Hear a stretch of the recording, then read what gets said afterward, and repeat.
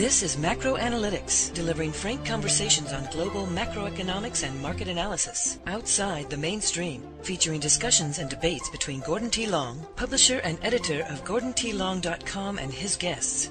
The content of this discussion is strictly the opinion of the participants. It is in no way a solicitation for business, nor is it to be considered investment advice of any sort. Always consult a registered investment advisor before making any investment decision.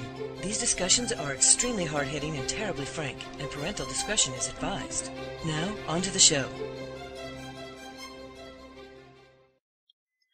Good morning. I'm Gord Long with GordonTLong.com, and I have with me this morning John Rubino, well-known author and publisher of the website DollarCollapse.com.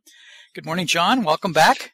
Morning, Gord. Great to be back. Month goes by so quickly when we're having so much fun, isn't it? Yeah, and the older we get, the faster these months go by. Isn't that the truth? There is just so much to talk about. So I want to jump right in here because we haven't talked about Europe in quite a while. And on the surface, it's been quiet, but I don't think it's going to be quiet much longer. I thought we would break it in two parts and talk about what you think the ECB is going to do in terms of quantitative easing, an extension of the litro or whatever, but what actions, if any, they're going to take. And then if they do, what the real reason is, why they would be doing it.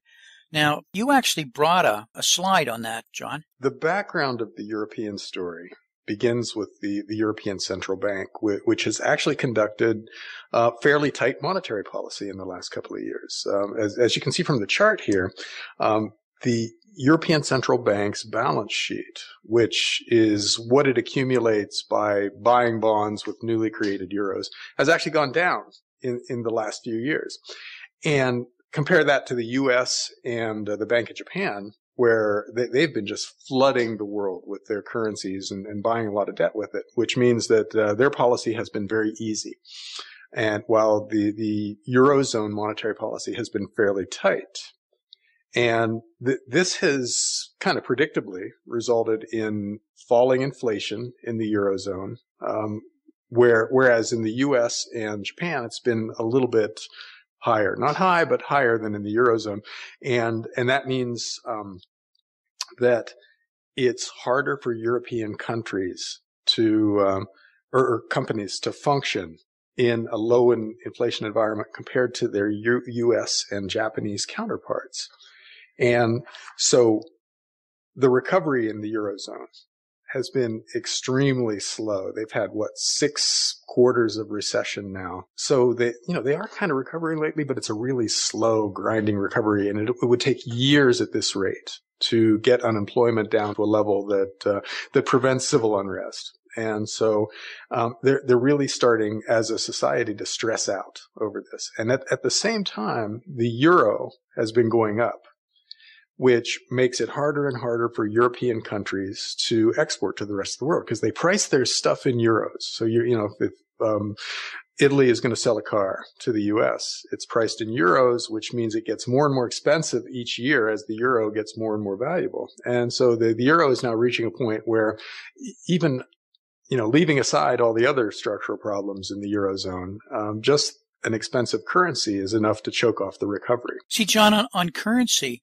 the currencies go up on the long term, or how they're priced really is on the current account. So if you have a positive current account, in the long term, your currency will strengthen.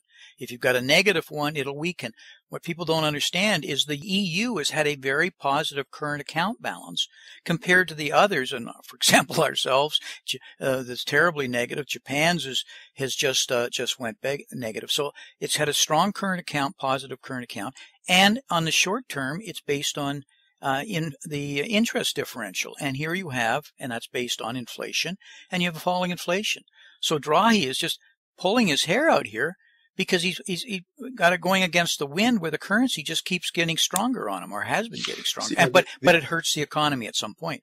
The important thing to understand is that the European Central Bank has actually been running smart monetary policy. In theory, this is the way you want your central bank to act. You want the currency to be stable or strengthening over time slowly.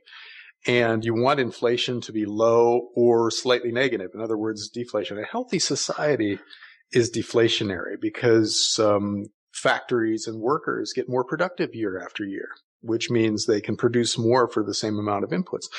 And so prices should go down a little bit each year in a healthy society. But we are so over indebted and so otherwise hobbled by structural problems that that hasn't been the case for decades in the developed world. So for the Europeans to try this ends up putting them at an extreme disadvantage to the countries that are running really inflationary policies. So while it's in theory the right kind of monetary policy for a big central bank to run, in practice in today's world, it's debilitating for the Europeans. It's a form of currency wars because he who doesn't debase faster loses here. Yeah. And so the Europeans trying to maintain the value of the euro is a bad thing now in this world, you know. And what's kept them there has been Germany has been so vehement because of its position, its experience with hyperinflation. But I don't know if you see it, but I see Germany shifting their position. Well, they have no choice. So what's going to happen in the coming year? One of the big stories in the coming year is going to be the shift in European central bank policy to basically join the currency war. They're going to have to go to some kind of quantitative easing or zero to negative interest rate policy at some point, just because to not do that would lead the Eurozone to drop into a deflationary recession, which would be disastrous for them, where at a time when unemployment is already in the double digits or high double digits in some of the weaker Eurozone countries. So to have Greece and Spain drop back into a recession right now when they already have youth unemployment at 50 or 60% would be politically impossible. You know, you would have regime change there, and the new people coming in would be anti-Euro and anti-European Union, and they'd want to go back to their old currencies, and the Eurozone would implode. And so to prevent that, the only choice is to push down the value of the euro and to flood the system with cash.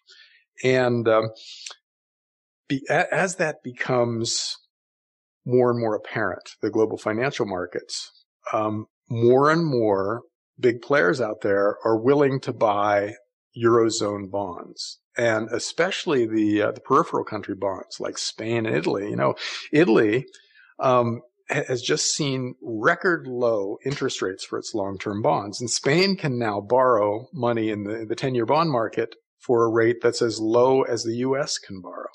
And, anybody who thinks, not that we're a great credit, but compared to Italy and Spain, we're quadruple A, and yet these guys can borrow for comparable rates as the Federal Reserve.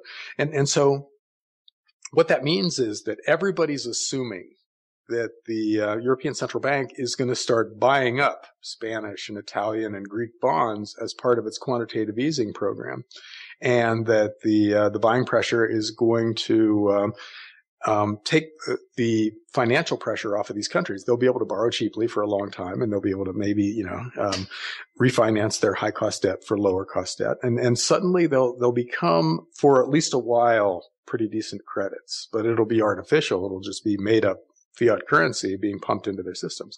But that is allowing them to borrow cheaply in the short run. The actions are being priced in clearly right now.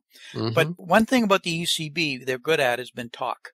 No action, talk. Though I have to give them full credit. The Litro program has been effective, and they have had tighter monetary policy than the rest of the developed world. But are they going to take action? And when? What do you see? Well, it has to come pretty soon. I mean, they're dipping back into deflation already, and you're seeing a lot of pressure. For instance, the IMF keeps saying that the European Central Bank has to do something, and they have a lot of influence in that world. And in France, the most popular political party now is the National Front, which is anti-Euro, and would if they won, take France out of the Eurozone, go back to the French franc, and devalue dramatically. So you can't allow this to go on much longer, or the Eurozone will break apart. So they have to do something in the coming year.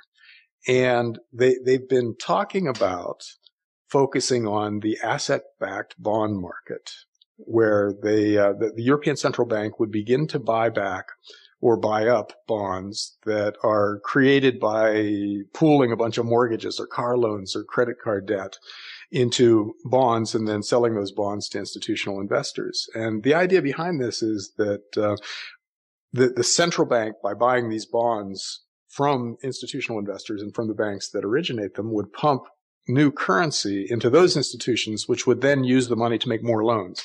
And so you get consumers borrowing and businesses borrowing and more car loans and more credit card debt and everything out there, which in theory would pump up the economy. But of course, it's, in the long run, an incredibly stupid idea to try to get over-indented consumers and businesses to borrow more money. I mean, that's what we've been doing for the last 30 years here. And after each crisis, more and more debt gets accumulated, and then the next crisis is even bigger. And so Europe is going to basically just join that party. But is there a problem, John, in your mind, the fact that the banks aren't lending, or is the problem that the people can't borrow? And I say can't borrow, they don't have the collateral to post or the income to support it, or the asset prices are too high. Well, that's two sides of the same coin, really. If banks look at the collateral that's out there and believe it's inadequate, they don't want to lend money against it. And if people look at their own finances and aren't comfortable with how much they owe already, they don't want to borrow. So, yes, you can convince these players to do more, but since the collateral is already impaired and banks' balance sheets are already weaker than they should be, by convincing everybody to borrow and lend from this point on, all you do is make the system more unstable. You buy a couple of years of growth at the cost of a much more unstable system 2 or 3 years out, with a propensity for an even bigger catastrophe out there, an even bigger crisis, which potentially leads to a 1930s style collapse. For the amount of loans that they might increase, the delta, if you would, in comparison to the challenge in front of them, it's rather insignificant. And then you weigh that against exactly what you said, the increase in risk and problems going forward, you'd wonder why they're doing it. And I don't think it has, I don't think that's the real driver, John, personally. I think that's certainly a goal, and I think there's a much bigger issue. I think that the governments are sitting here saying that it's impossible to finance the debts going forward unless they drive down the interest rates even further or into a negative rates versus just negative real rates, because of, and you and I talked about this previously, because of the magnitude of the pensions and entitlement liabilities that are looming and are unfunded in Europe. And as bad as they are in America, and we all know they're serious, they're an order of magnitude worse in Europe, and the population and the jobs aren't there to support it, and the tax revenues. So they've got to begin, and then this is all part of this financial repression. The thing that's truly terrifying about today's world is that we've got all these immediate problems that look borderline overwhelming just in and of themselves, but they aren't the real problems. As you said, the bigger, deeper structural problem is that we've made all these promises that we can't keep. The unfunded liabilities in the U.S. for Medicare primarily, and also Social Security, are 3 or 4 times the size of the economy. That doesn't show up in the government's budget. If the true deficit was reported, which included these promises that we've made and really have to keep to baby boomers, then the annual deficit in the U.S. would be about $6 trillion a year. And it's even worse in Europe. They just, they're on kind of a cash accounting basis where they pay for their pension plans each year out of current tax revenue and don't even report the unfunded liabilities they're building up. In other words, the promises that they have to keep somewhere out there in the not too distant future. And as more and more people retire in Europe, and that's accelerating. Yeah, because they've got an aging population in which the number of retirees goes up dramatically year after year after year, so that the promises that they've made are being converted into actual payments that they have to make at an accelerating rate. And none of that shows up in any kind of accounting that anybody can understand. But it's beginning to show up in the balances that in the budgets that these governments now have to deal with. In other words, they owe more and more money each year for retirees. It's like Bernie Madoff's Ponzi scheme. It was working as long as there was more money coming in than he had to pay out.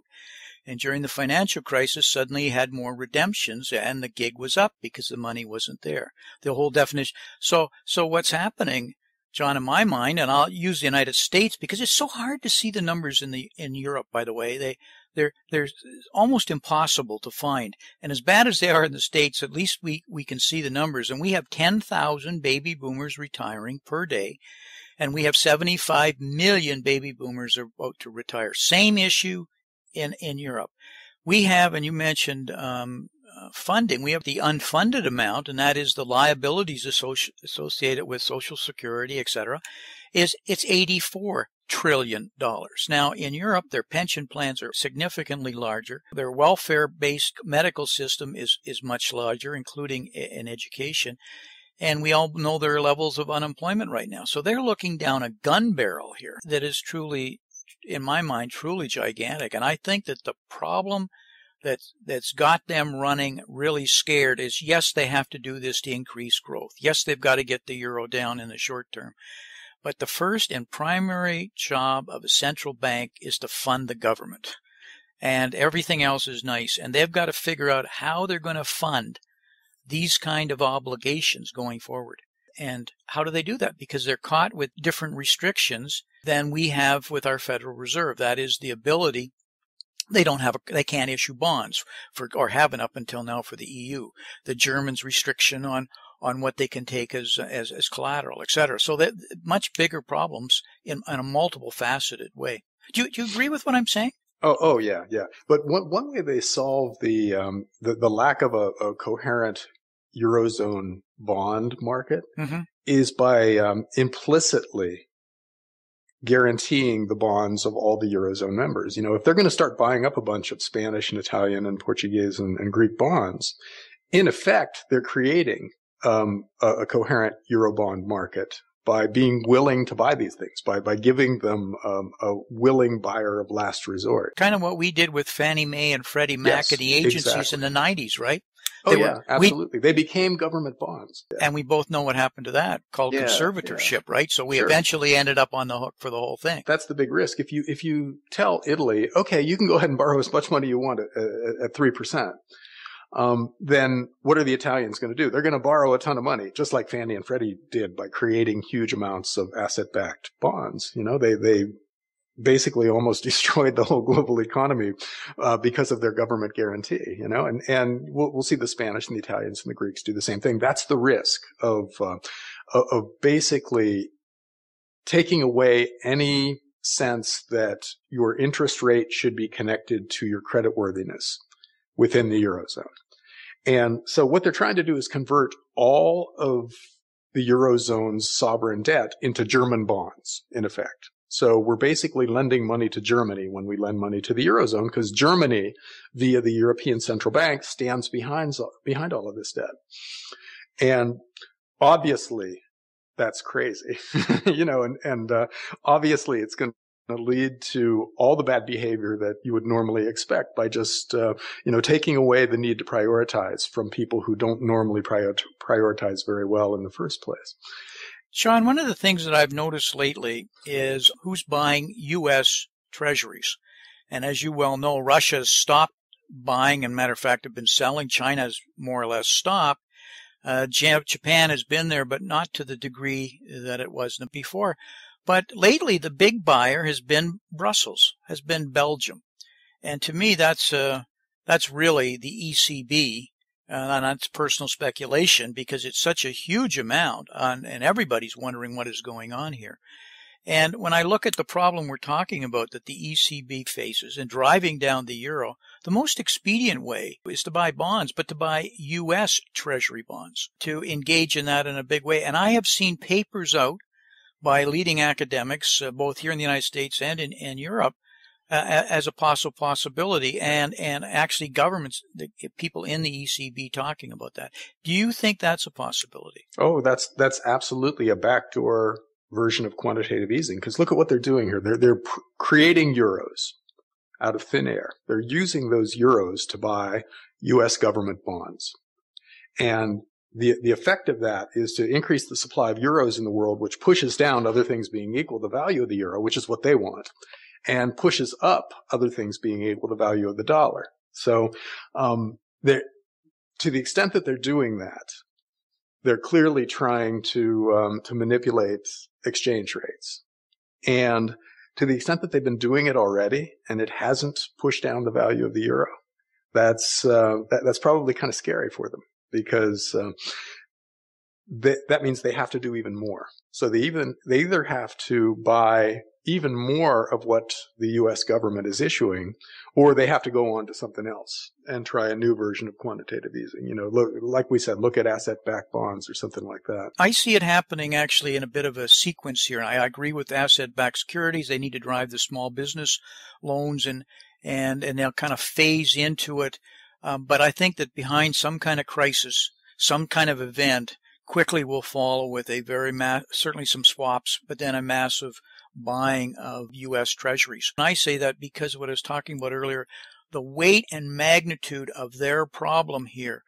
It's not a 5-cent problem. It's a $1, $2 problem. Yeah, absolutely. This is huge and getting ever larger. Precisely. But it's exactly what you would think was going to happen if you just looked at the amount of debt that we're taking on. Nobody has a fix for any of this. So what is happening in the world is that we're going back and forth with quantitative easing leading to currency devaluation. It's the basic currency war scenario in which one country lowers the value of its currency. Let's say Japan, who did it over the last couple of years, and then gain a bit of a trade advantage and their economy grows a little bit, but it comes at the expense of trading partners. You see other currencies getting more valuable as the yen goes down, in this case, the euro. And so that's causing problems for the Eurozone, who now have to respond in kind. They've got to do something to push down the value of the euro. It almost doesn't matter exactly what the Eurozone does, because it has to be something designed to push down the value of the euro. And there are only a few things. So they've got to create new euros, dump them into the market by buying back bonds or whatever, or they could also, cut taxes dramatically or finance dramatic increases in government spending. There are lots of things they can do, but based on recent history, it's probably going to be some kind of bond buying program.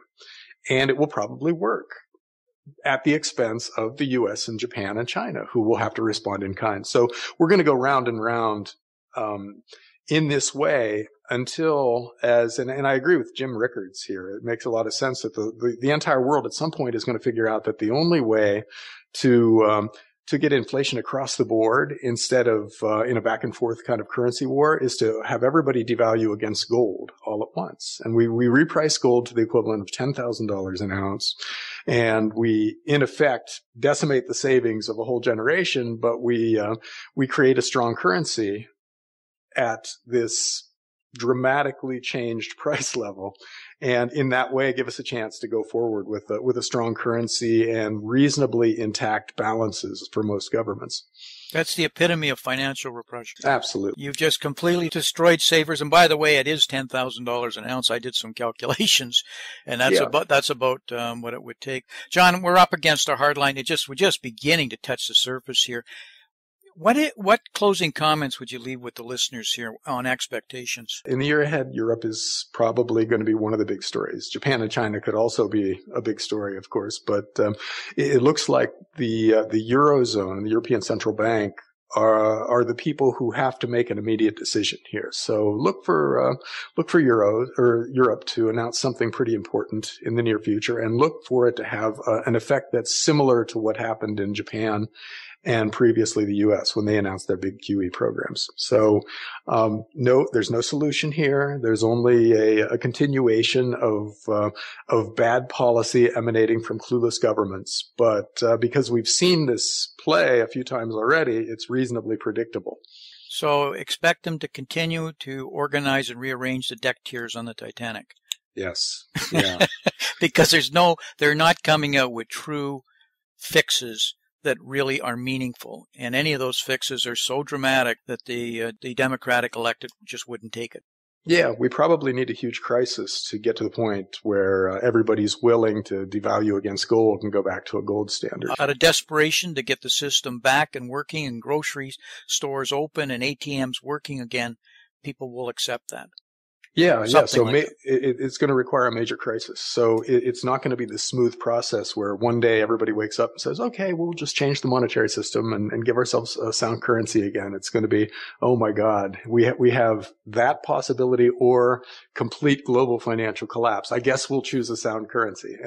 And that's going to be a very scary time when it happens, but also incredibly profitable for the people who, short the stock market and go long precious metals at just the right time. Just going to be, we talked about that previously, because you can bet if gold, if they do that with gold, the taxes and capital gains that'll come with it will be through the roof too. Yes. So it's a very difficult one to sort through. John, we need to run. Always a pleasure. John, can you tell our listeners where they could learn more about your writings and the things you work on? Sure. I run dollarcollapse.com and just published a new book with Gold Money's James Turk called The Money Bubble. I have it up here on the screen right here. And where could they order that? They can go to dollarcollapse.com. Click on the link. It'll take you to Amazon where you can buy it. Pleasure. Talk to you again next month. Great. Thanks, Gordon. Thanks. Bye. This has been Gordon T. Long, editor and publisher of GordonTLong.com. New recordings are posted regularly and can be found at GordonTLong.com. New show notifications are available through RSS feed, iTunes, and other social networking venues at GordonTLong.com.